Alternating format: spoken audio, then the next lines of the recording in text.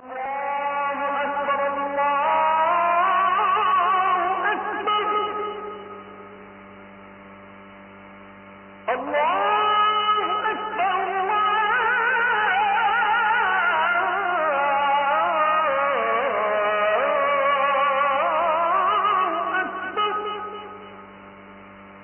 সাহেব হুজুরের এক মুরিদ ছিল, যেখানে সেখানে পীরের নাম ভাঙ্গায় খেত। বাকি মুরিদরা একদিন এসে বলে, হুজুর, এই মুরিদরে আপনার মুরিদানদের খাতার থেকে নামটা কেটে দেন। তার কারণ হাটে মাঠে ঘাটে বাজারে যেখানে যায় সেখানে আপনার নাম বিক্রি করে খায়। পীর সাহেব ডাক দিল, এই আজকে থেকে আমার মুরিদের খাতায় তোমার আর কোনো নাম নাই, কোথাও গিয়ে কোনো আকাম কুকাম করে আমার নাম বলবা না। মুরিদ কয়, ঠিক আছে, কি আর করা, বের করে দিয়েছেন যেহেতু যাই। মুরিদ চলে গেছে তার গ্রামের বাড়িতে। বেশ অনেক সময় পর পীর সাহেব হুজুর একটা মাহফিলে যাবেন, দিনের দাওয়াতের জন্য বের হয়েছেন। আগের কালে গরুর গাড়ি টাড়ি ছিল, যেতে হবে আবার ওই মুরিদের গ্রামের উপর দিয়ে। যেতে যেতে পীর সাহেব হুজুর ভাবছেন যে এই গ্রামীণ আমার একটা দুষ্ট মুরিদ ছিল, আবার যেতে যেতে তার সাথে দেখা হয় কিনা কে জানে। ভাবতে ভাবতে দেখে গরুর গাড়ির সামনে মুরিদ পড়ে গেছে। সুন্দর করে সালাম দিয়ে বলল, হুজুর, আপনি আমার মুরিদের খাতার থেকে নাম কাটা দিল, আমি কিন্তু আপনারা ভুলি নাই।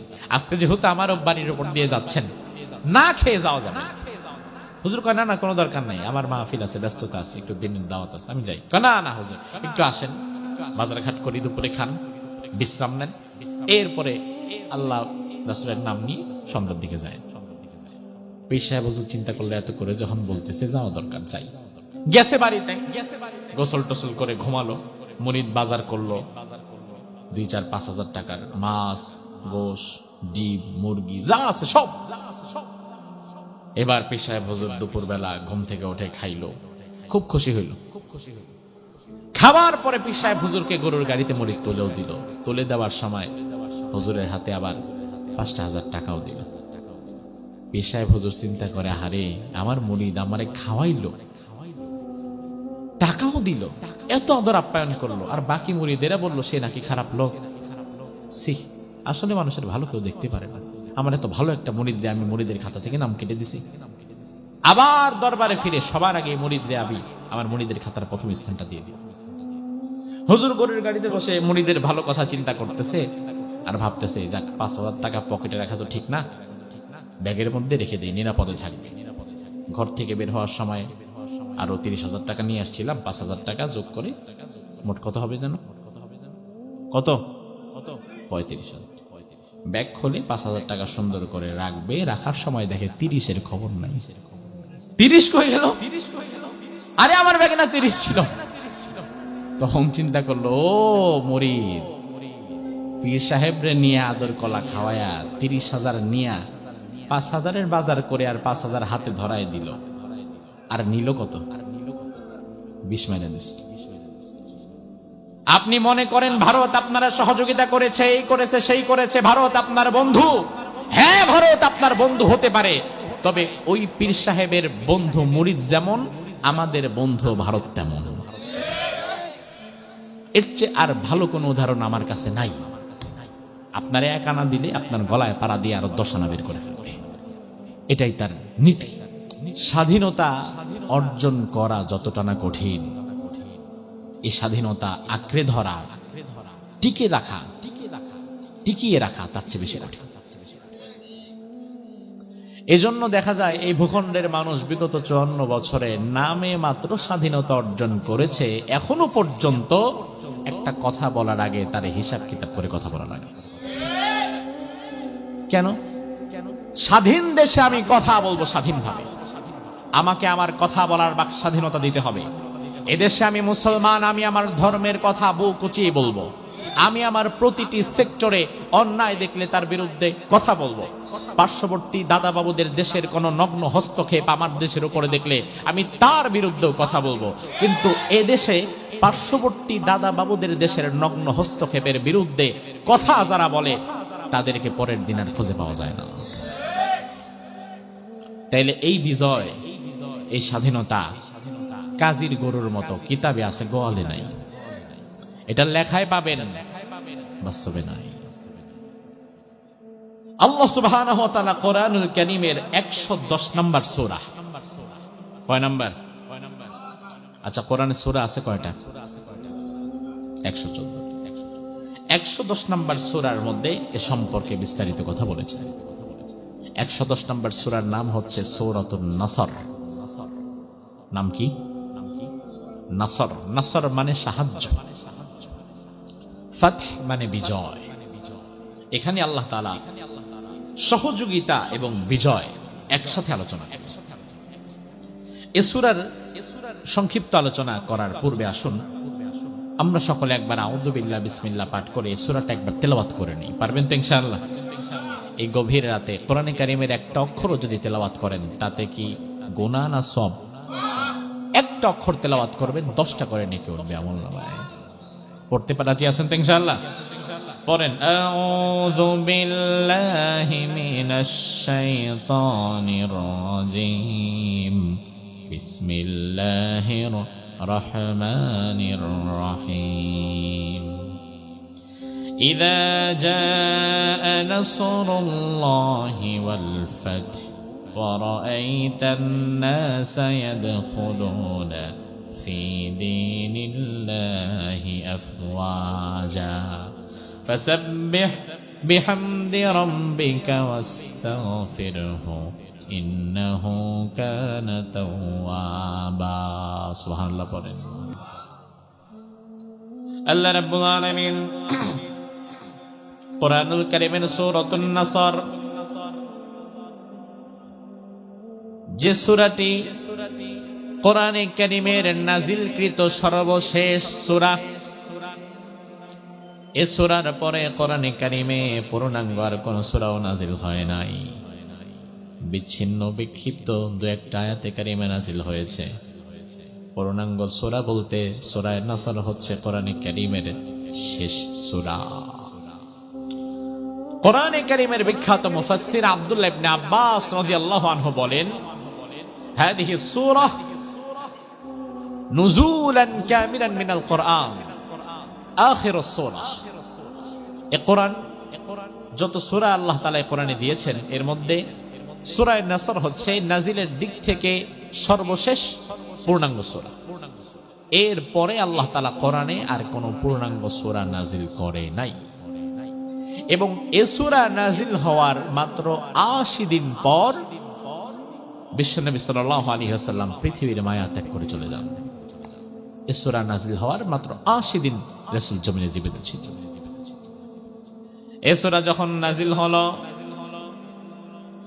আল্লাহর হাবিব সাল্লাল্লাহু আলাইহি ওয়াসাল্লাম তিনার কলিজার টুকরো কন্যা ফাতেমা রাদিয়াল্লাহু আনহাকে ডাকলেন, ডেকে বললেন, ও আমার মা ফাতেমা, সূরা নাসর আল্লাহ নাজিল করে জানিয়ে দিয়েছে আল্লাহ তাআলা দ্বীনের বিজয় দিয়ে দিবে। যে মিশনে আমাকে পাঠানো হয়েছিল ওই মিশন শেষ হয়ে গেছে, এখন আর আমার দুনিয়াতে থাকা যাবে না। বাংলাদেশ সরকার অনেক সময় জাতিসংঘের শান্তি রক্ষা মিশনে কিছু সেনাবাহিনী পাঠায়। ওগান্ডায়, লিবিয়ায়, সিরিয়ায়, অমুক তমুক জায়গায়, আফ্রিকার বিভিন্ন প্রত্যন্ত জায়গায় আর্মিতে যারা কাজ করে জিজ্ঞেস করবেন, মিশন আছে যতদিন সেনাবাহিনী সেখানে থাকবে ততদিন। মিশন শেষ হয়ে গেলে সেনাবাহিনীর পরের দিন বাংলাদেশে পাঠিয়ে দেওয়া হয়। আল্লাহ রাব্বুল আলামিন বিশ্বনবীকে জমিনে একটা মিশন দিয়ে পাঠিয়েছিলেন। ওই মিশন হচ্ছে আলা কালিমাতিল্লাহ, আল্লাহর জমিনে আল্লাহর দ্বীনকে বিজয় করে দাঁড় করিয়ে দেওয়া। আল্লাহ রাব্বুল আলামিনের মিশন যখন শেষ হয়ে গেল, বিশ্বনবীর দুনিয়াতে থাকার কোনো দরকার আল্লাহর প্রয়োজন মনে করেন নাই। আল্লাহর হাবিব মা ফাতেমাকে ডেকে বললেন, ফাতেমা, মানুষ যারা তুমি তাদের মধ্যে আমার সর্বাগ্রে। ও মা, সূরা নাসর আল্লাহ নাজিল করেছেন, তার মানে জমিনে আর আমি বেশি দিন থাকবো না। এই কথা শুনে ফাতেমা রাদিয়াল্লাহু আনহা কাঁদতে শুরু করলেন। বিশ্বনবী ফাতেমার কান্না সহ্য করতে পারেন না, আবার ফাতেমাকে ডাকলেন, ডেকে বললেন, মা, কান্না থামাও, ভয় পেও না। তোমার একটা সুসংবাদ দিয়ে দেই মা, আমার বিদায়ের পরে কবরের জীবনে সবার আগে আমার সঙ্গে যার সাক্ষাৎ হবে সে আর কেউ না, সে তুমি আমার কন্যা ফাতেমা। আমার সাথে কবরের জীবনে তোমার সাক্ষাৎটা প্রথম হবে মা। ফাতেমা রাদিয়াল্লাহু আনহা কান্না বন্ধ করে দিলেন। আল্লাহ রাব্বুল আলামিন সূরা নাজিল করার মধ্য দিয়ে বিশ্বনবীর জীবনের মিশন যে কমপ্লিট এটা ঘোষণা করে দিলেন। এজন্য আমার ভাই মুফাসসিরগণ বলেন এই সূরাটি নাজিল হয়েছিল বাদাল ফাতহিল মক্কা, মক্কা বিজয়ের পর, ফি হাজ্জাতিল ওয়াদা, বিদায় হজের সময়। মক্কা বিজয় হয়ে গেছে, গোটা সমাজ ইসলামের ছায়া তলে চলে এসেছে। বিদায় হজের ভাষণে ওই সময় আল্লাহ তাআলা সূরা নাসর নাযিল করেন।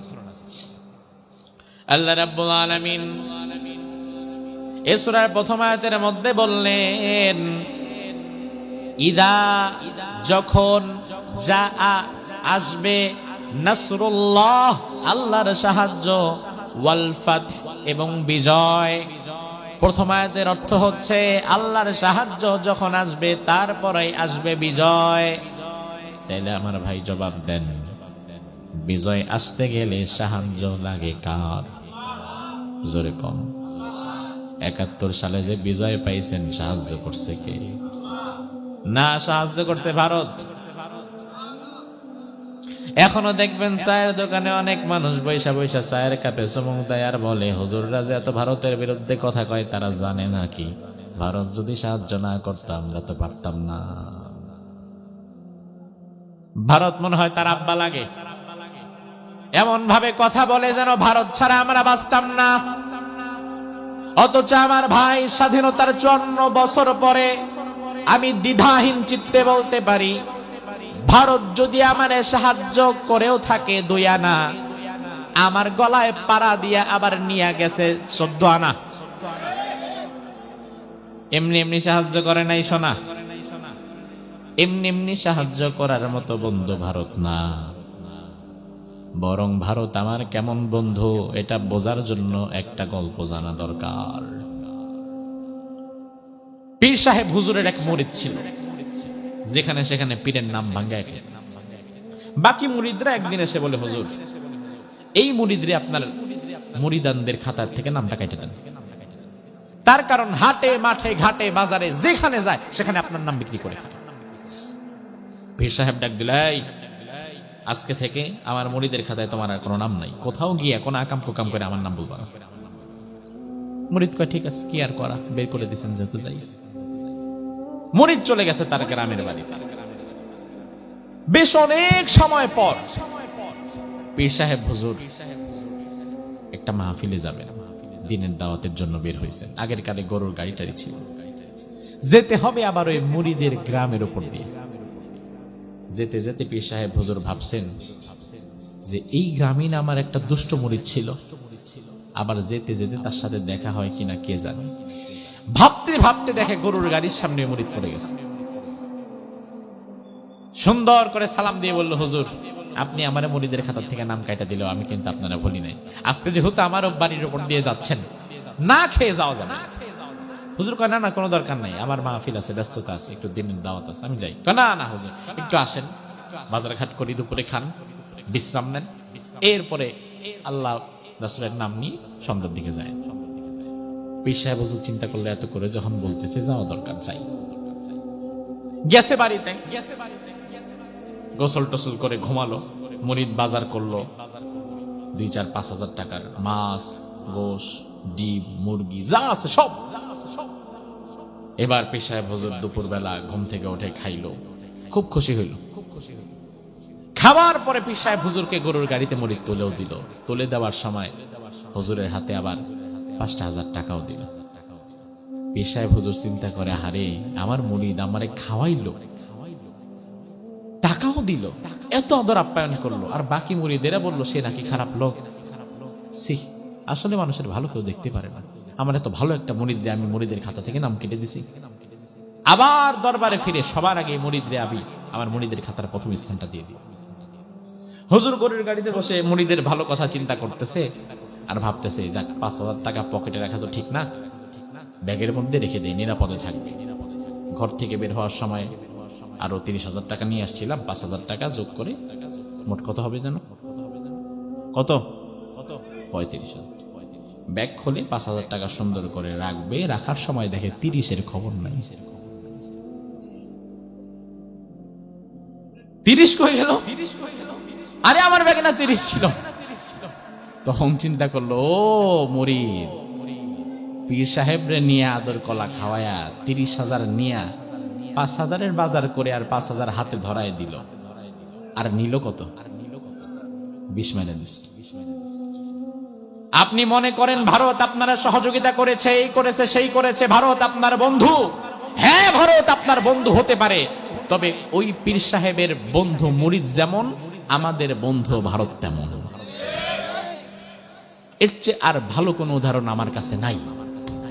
আপনার 1 আনা দিলে আপনার গলায় পাড়া দিয়ে আরো 10 আনা বের করে ফেলবে, এটাই তার নীতি। ভারতের সহযোগিতায় দেশ স্বাধীন করেছে, এ কথা আপনারে কে বলেছে? আল্লাহ সুবহানাহু ওয়া তাআলা যদি সহযোগিতা না করতেন, 9 মাস তো দূরের কথা, 900 বছর যুদ্ধ করলেও স্বাধীনতা পাইতেন না।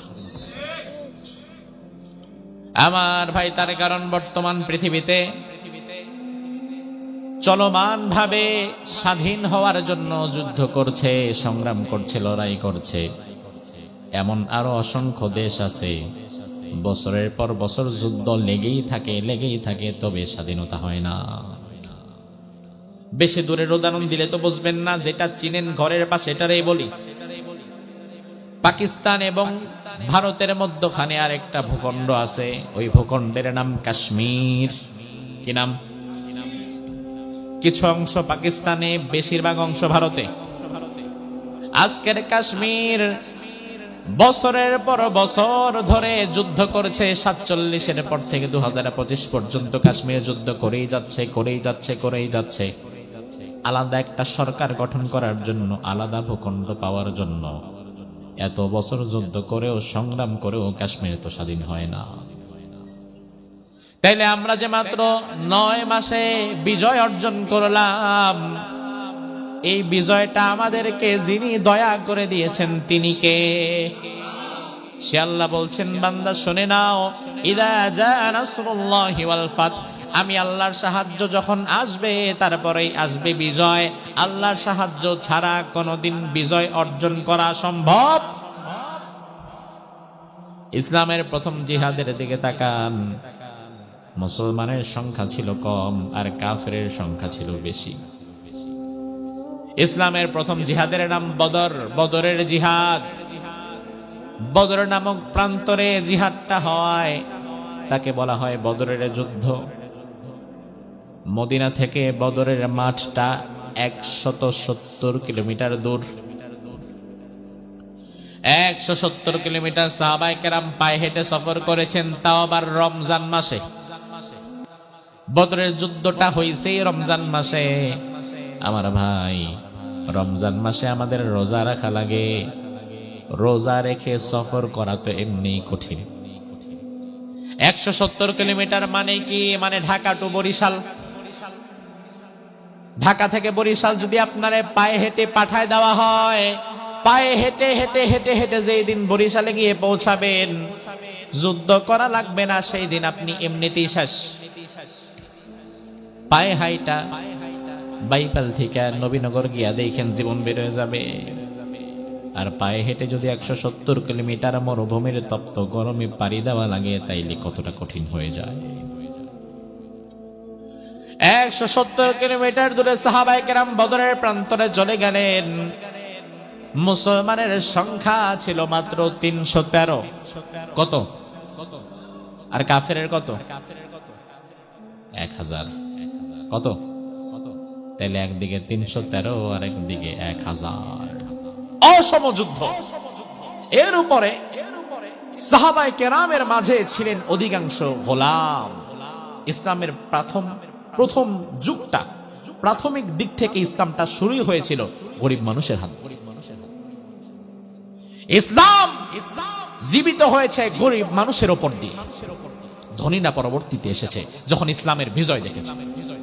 আজও আপনি দেখেন আমাদের এই মাহফিলগুলোতে অধিকাংশ ওয়াজ শুনে দিন শিখে দিনের প্রতি আগ্রহ দেখায় তারা কি সমাজের ধনী শ্রেণীর না গরিব শ্রেণীর? গরিব মধ্যবিত্ত মানুষগুলো।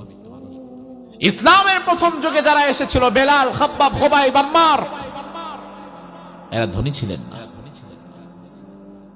এজন্য জিহাদের ট্রেনিংটাও তাদের ছিল না। কারণ বেলাল তার কাজ কি? তার কাজ উটকে ঘাস খাওয়ানো, ছাগল চড়ানো, সে তো গোলাম। আর যুদ্ধের ট্রেনিং থাকবে তার, যে সম্ভ্রান্ত বংশীয়। এজন্য এই ৩১৩ জন যারা আসছে তারা অধিকাংশ জিহাদের ট্রেনিংটাও নাই। আবার অধিকাংশ সাহাবায়ে কেরামের হাতে একটা তলোয়ার নাই, নিরস্ত্র সাহাবী, ক্ষুধার যন্ত্রণায় পেটের মধ্যে পাথর বাঁধা, রোজা রেখে ১৭০ কিলোমিটার সফর করে আসতে হয়েছে। ধুলো মলিন অবস্থা, পুরো চেহারাটা বিমর্ষ হয়ে গেছে। অন্যদিকে ১,০০০ খায়া দায়া তাজা হয়ে আছে, হাতে তলোয়ার, ঢাল, মাথায় হেলমেট, উট, ঘোড়া, অস্ত্র শস্ত্রে সজ্জিত একটা এলিট ফোর্স। আল্লাহর হাবিব বদরের প্রান্তরে যখন গেলেন, সাহাবায়ে কেরামের দিকে তাকালেন। সাহাবায়ে কেরামের দিকে তাকিয়ে তিনি দেখলেন, আহারে আমার সাহাবীদের পেটে খাবার নাই, ধুলো আলুতে মুখটা মলিন হয়ে গেছে। অধিকাংশ সাহাবীর হাতে একটা তলোয়ারও নাই। ঘোড়ার সংখ্যা ২-৩টা, উট মাত্র একটা, বাকি সাহাবীরা পায়ে দাঁড়ায় আছে, কিচ্ছু নাই। অন্যদিকে বিপরীত পক্ষে সবার কাছে উট আর ঘোড়া আছে। আল্লাহর হাবিব সাথে সাথে আল্লাহর দরবারে হাত তুলে দিলেন। আমরা তো স্বাভাবিকত হাত তুলে এভাবে আল্লাহর কাছে দোয়া করি। বিশ্বনবী সেই দিন এভাবে নয়, হাতটা তুলতে তুলতে তুলতে তুলতে তুলতে তুলতে একেবারে এভাবে উঁচু করে দিলেন।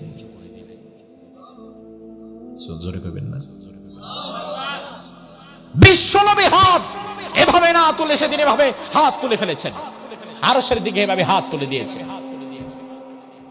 আমার ভাই, এই যে চাদরটা, এভাবে রাসূলের গায়ে সেদিন একটা চাদর টুকরাইছিল, কোনো কাপড় ছিল না এক্সট্রা। হাত যদি এভাবে তোলেন সমস্যা নাই, কিন্তু হাত যদি আপনি এভাবে তোলেন তাহলে চাদরটা তো আর শরীরে থাকে না। বিশ্বনবী যখন হাত এভাবে তুলছে, চাদরটা পড়ে গেছে, বগলের শুভ্রতা প্রকাশ পেয়েছে।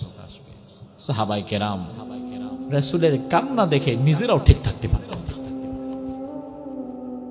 আল্লাহর হাবিব হাত দুটো আরশের দিকে তুললেন,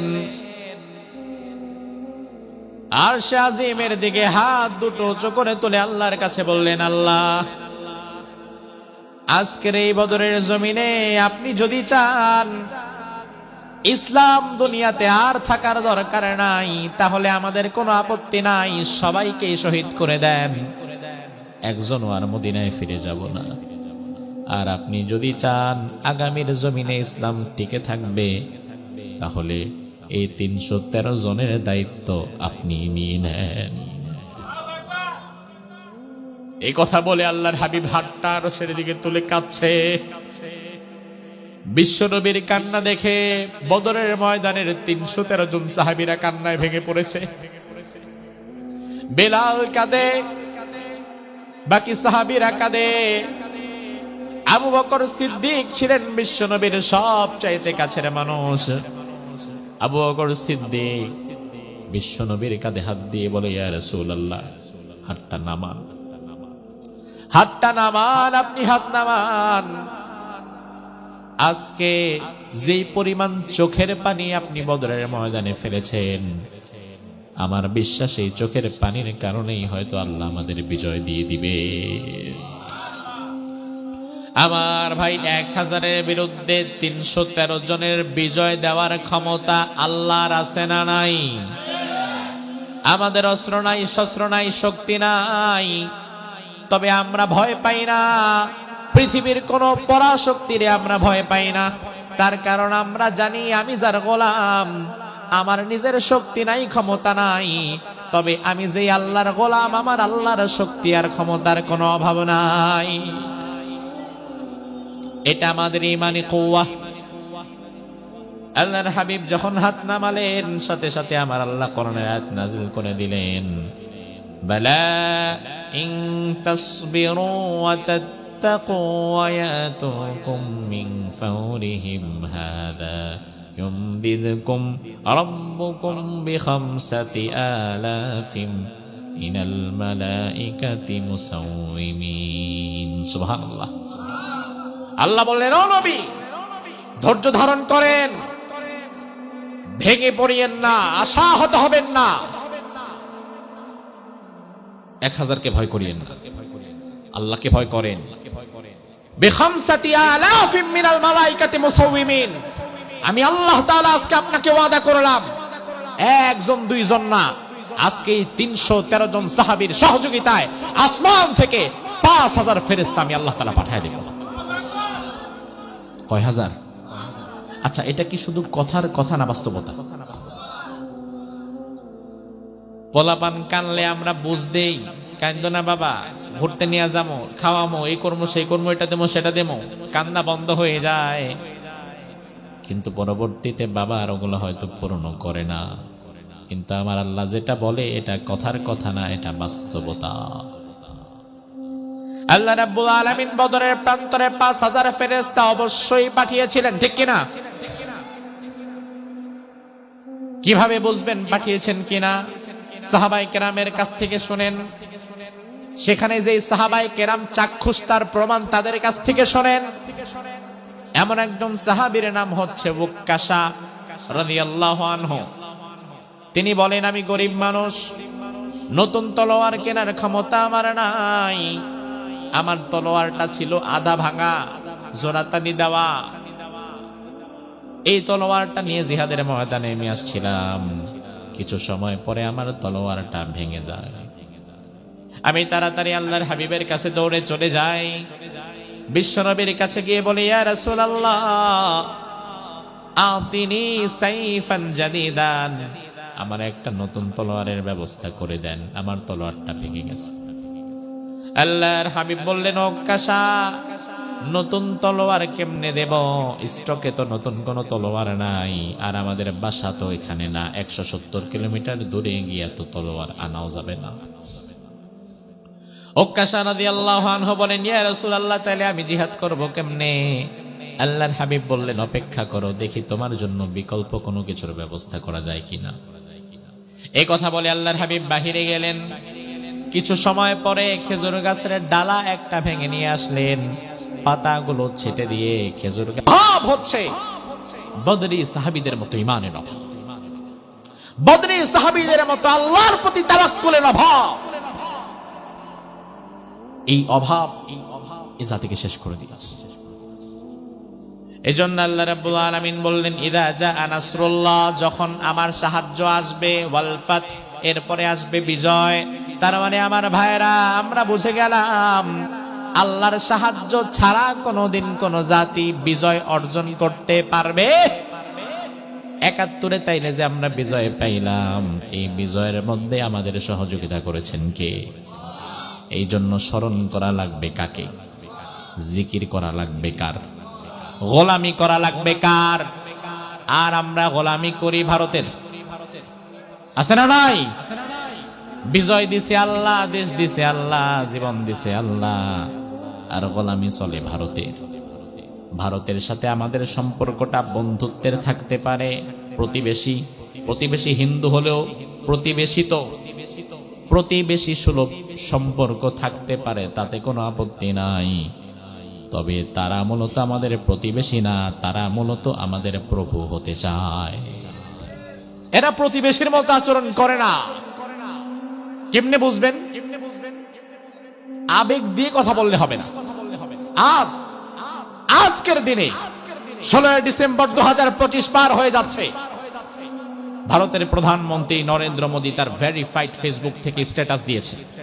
সেখানে সে লিখেছে, 71 সালে পাকিস্তানের সাথে ভারতের যে যুদ্ধ হয়েছে, ওই যুদ্ধে যারা মরে গেছে আমরা তাদের স্মরণ করি, আর ওই যুদ্ধে ভারতীয়দের বিজয় হিসাবে সকল ভারতীয়কে আমি ভারতের প্রেসিডেন্ট নরেন্দ্র মোদী শুভেচ্ছা জানাচ্ছি। আপনি বুঝছেন বিষয়টা? একজন দেশের প্রধানমন্ত্রী তার ভেরিফাইড ফেসবুক থেকে আজকেও স্ট্যাটাস দিয়েছে যে এই যুদ্ধটা ছিল পাকিস্তান এবং ভারতের মধ্যখানে, এবং এখানে ভারত বিজয় অর্জন করেছে। এজন্য ভারতের সরকার তাদের নাগরিকদেরকে এই বিজয়ের সাধুবাদ জানাচ্ছে। অথচ আমরা কি তাইলে বাংলাদেশের নামটাও নেয় নাই তার স্ট্যাটাসের মধ্যে। তার মানে হচ্ছে আমরা মূলত পাকিস্তান আর ইন্ডিয়ার যুদ্ধের মাঝখানে দাবার গুটির মতো ব্যবহার হয়ে গেছি। এটা সত্য কথা। আমরা ব্যবহার হয়ে গেছি, সির্ফ ব্যবহার হয়ে গেছি তাদের যুদ্ধের মধ্যে। এজন্য 54 বছরের মধ্যেও এই জাতির পরিবর্তন নাই, কারণ এই জাতির বিবেকের মধ্যে এখনো গোলামীর মনোভাবটা রয়ে গেছে, যায় নাই। এখনো মনস্তাত্ত্বিক ভাবে এদেশের 90% মানুষ গোলামি করে। এখনো মনস্তাত্ত্বিক ভাবে এদেশের 90% মানুষ গোলামি করে। গোলামি কিভাবে করে? স্বাধীনতার পর উচিত ছিল দল মত নির্বিশেষে সব ভুলে গিয়ে দেশটাকে সুন্দর করে গড়ে তোলা। ওইটা না করে ভারতের প্রেসক্রিপশন অনুযায়ী ভাগ হয়ে গেছে। স্বাধীনতার পক্ষ শক্তি, স্বাধীনতার বিপক্ষ শক্তি, আর মধ্যখানে কিছু মানুষ নিরপেক্ষ শক্তি। এই 3 দল বাংলাদেশ। এখন স্বাধীনতার পক্ষ শক্তি দাবি করে কারা? যে যখন ক্ষমতায় যায় সেই তখন দাবি করে আমরাই কেবলমাত্র স্বাধীনতার পক্ষ শক্তি, পুরা দেশটা স্বাধীনতা আমরাই এনে দিছি, আর তোমরা সবাই সাতার মাথা। এজন্য পুরা দেশটারে লুইটা পুইটা খাওয়ার একমাত্র অধিকার আমাদের, কারণ দেশ স্বাধীন আমরা করছি। আমার ভাই, এই জাতিকে ভাগ করে আপনি কি করবেন? বাংলাদেশে যদি 18 কোটি মানুষ থাকে, দল মত নির্বিশেষে বাংলাদেশটাকে সুন্দর করে গড়ে তুলতে হলে রিকশাওয়ালা, কুলিওয়ালা, জুতা সেলাই করে ওই মুচি থেকে শুরু করে বঙ্গভবন, গণভবনের প্রধানমন্ত্রী, প্রেসিডেন্ট, মুচি থেকে শুরু করে প্রেসিডেন্ট, সবাইকে এক কাতারে দাঁড়িয়ে যেতে হবে। ভাগ করলে চলবে না। আমি পক্ষ শক্তি, তুমি বিপক্ষ শক্তি, আর তুমি নিরপেক্ষ শক্তি। তাহলে আমি যেহেতু পক্ষ শক্তি, আমার বাপ দাদা যেহেতু স্বাধীন করছে, পুরা দেশটা লুইটা পুইটা আমরা খায়া যাব, এমন চিন্তা যদি মাথায় রাখেন, কিয়ামত পর্যন্ত এই দেশ কোনোদিন আগাতে পারবে না। দেশটা সবার, এই দেশটাকে ভালোবেসে এগিয়ে নেওয়ার দায়িত্বটাও সবার। আল্লাহ রাব্বুল আলামিন পরের আয়াতে বললেন, ও নবী, ওয়া রাআইতান নাসা ইয়াদখুলুনা ফি দীনিল্লাহি আফওয়াজা। ইসলামের বিজয় যখন হবে, আমি আল্লাহ রাব্বুল আলামিন যখন আপনারে বিজয় দিব, নবী, তখন আপনি দেখবেন মানুষেরা দলে দলে, ঢলে ঢলে ইসলামের দিকে ধাবিত হচ্ছে। মুফাসসিরিনে কেরাম এই ফাতহুন, বিজয়, এই বিজয়ের অর্থ করেছেন ফাতহে মক্কা। আল্লাহর হাবিবের জীবনে যতগুলো বিজয় তিনি অর্জন করেছেন, সব বিজয়ের মধ্যে সর্বশ্রেষ্ঠ বিজয় হচ্ছিল ফাতহে মক্কা, মক্কা বিজয়। কি বিজয়? মক্কা বিজয় বিশ্বনবীর জীবনে সবচেয়ে শ্রেষ্ঠ বিজয়। এমন একটা বিজয় মক্কা বিজয়, ওই বিজয়টা, পুরা বিজয়টা হয়েছিল বিনা রক্তপাতে। কোনো মারামারি লাগে নাই, তলোয়ার বের করা লাগে নাই, এক ফোঁটা রক্ত জমিনে ঝরানো লাগে নাই। মারামারি আর তলোয়ার বের করা ছাড়া বিনা রক্তপাতে মক্কাটাকে আল্লাহ সুবহানাহু ওয়া তাআলা রাসূলের হাতের মুঠোয় তুলে দিয়েছে। অথচ মাত্র 8 বছর আগে এই মক্কার মানুষ রাসূলকে বের করে দিয়েছে। মক্কা থেকে গভীর রাতে কানতে কানতে বিদায় হয়ে গেছে মুহাম্মদুর রাসূলুল্লাহ। গভীর রাতে কানতে কানতে বিদায় হয়ে গেছে। হিজরতের আদেশ যখন আল্লাহ দিলেন, কাফেররা ষড়যন্ত্র করলো মুহাম্মদকে কিতাল করা হবে, হত্যা করে ফেলা হবে। আল্লাহ বললেন, নবী চলে যান, মদিনায় চলে যান। আল্লাহর হাবিব রাত্রে বেলা মদিনার দিকে রওনা দিয়েছেন, সাথে আবু বকর। বিশ্ব নবীর মনটা যেতে চায় না। আল্লাহর হাবিব বারবার মক্কার দিকে ফিরে ফিরে তাকায় আর চোখের পানি ফেলে কাঁদে। বিশ্ব নবী বলেন, আবু বকর একটু দাঁড়াও, জীবনে আবার কবে মক্কায় আসতে পারবো তার ঠিক নাই, আমি একটু কাবার ভেতরে ঢুকে 2 রাকাত নামাজ পড়ে আসি। এই চিন্তা থেকে আল্লাহর হাবিব গেলেন কাবার ভেতরে, ঢুকবেন, 2 রাকাত নামাজ পড়বেন। কাবার তালার চাবি যার কাছে ছিল তার নাম হচ্ছে ওসমান বিন তলহা। কি নাম? এ কিন্তু আবার রাসূলের সাহাবী ওসমান ছিল না, তিনি ছিলেন ওসমান জিন্নুরাইন, আর এ হচ্ছে ওসমান বিন তলহা। আল্লাহর হাবিব ওসমান বিন তলহাকে ডাকলেন। ওসমান বিন তলহা মুশরিক ছিল, মূর্তি পূজারী। বিশ্বনবী ডেকে বললেন, ও ওসমান, আমি চলে যাচ্ছি ভাই, আর কবে আসবো কিনা জানি না। আমি আমার জীবনের চাইতে কাবারে বেশি ভালোবাসি, কাবার চাবিটা একটু দাও, 2 রাকাত নামাজ পড়ে বিদায় হয়ে যাই। ওসমান বলে, অসম্ভব, তোমার মতো নিকৃষ্ট মানুষের কাছে কাবার চাবি দেওয়া যাবে না। নাউজুবিল্লাহ। বিশ্বনবীর মতো মানুষকে নাকি কাবার চাবি দিবে না? ওসমান বলে, অসম্ভব, তুমি নিজে আজকে জীবন বাঁচানোর জন্য চলে যাচ্ছ আরেক দেশে, আবার কাবার চাবি আসবে তোমার কাছে? কিয়ামতের আগে এমন দিন কোনোদিন আসবে না।